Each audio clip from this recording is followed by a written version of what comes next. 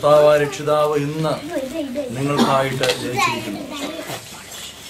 സാധാരണ ഒരു ചടങ്ങല്ല ഈ കരോള്, ഒരു ഓർമ്മപ്പെടുത്തലാണ്.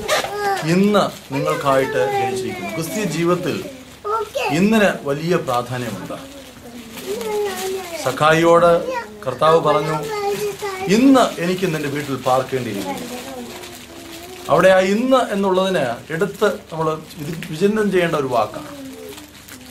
അതുപോലെ തന്നെ കുരിശിൽ കിടന്ന കള്ളനോട് കർത്താവ് പറഞ്ഞത്, ഇന്ന് നീ എന്നോടുകൂടെ പർദീസയിലിരിക്കുമെന്നാണ്.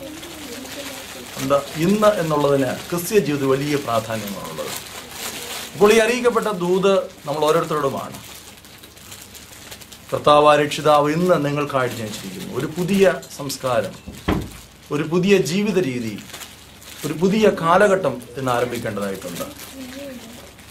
പഴയതിനെ മറന്നുകൊണ്ടല്ല, ഒരു പുതിയ ജീവിതശൈലി, ഒരു നവസമൂഹം, ഒരു നവ സൃഷ്ടി അത് രൂപപ്പെടേണ്ടിയിരിക്കുന്നു. അതുകൊണ്ട് ഈ സന്ദേശം നമുക്ക് അനുഗ്രഹമായിരിക്കട്ടെ.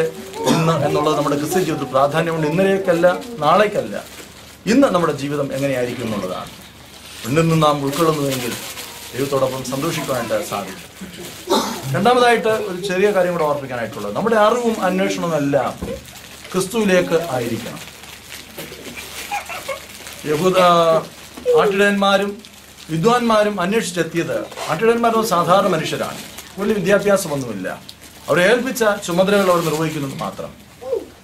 അവരന്വേഷിച്ച് ചെന്നത് യേശുവിൻ്റെ ജന്മസ്ഥലത്തേക്കാണ്. വിദ്വാൻമാർ വളരെ അറിവുള്ളവരാണ്, അവരും തേടിയെത്തത് യേശുവിൻ്റെ ജന്മസ്ഥലത്തേക്കാണ്. നമ്മുടെ അറിവും അന്വേഷണവും എല്ലാം എത്തപ്പെടേണ്ടത് ക്രിസ്തുവിലേക്കാണ്. അങ്ങനെ എത്തപ്പെടുമ്പോഴാണ് ഞാൻ നേരത്തെ പറഞ്ഞതുപോലെ ഒരു ക്രിസ്തുവിലായാലും പുതിയ സൃഷ്ടിയാവെന്ന് പറയുന്നത് പുതിയ വ്യക്തികളായി നമുക്ക് രൂപാന്തരപ്പെടാൻ സാധിക്കുന്നത്.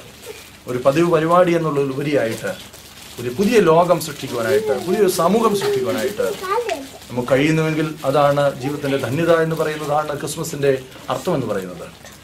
അപ്രകാരമായി തീരുവാൻ നമുക്ക് ഇടയാകട്ടെ. ടുഡേ ഇറ്റ്സെൽഫ് എന്നുള്ളത്, ഇന്ന് എന്നുള്ളത് നമ്മുടെ ജീവിതത്തിൽ കോറിയിടുക. അതുകൊണ്ട് ഇന്ന് ദൈവം എന്നോട് സംസാരിക്കുന്നു. നമ്മുടെ അറിവും അന്വേഷണവും എല്ലാം ദൈവത്തെങ്കിലേക്കായി തീരുവാൻ ഇടയാകട്ടെ.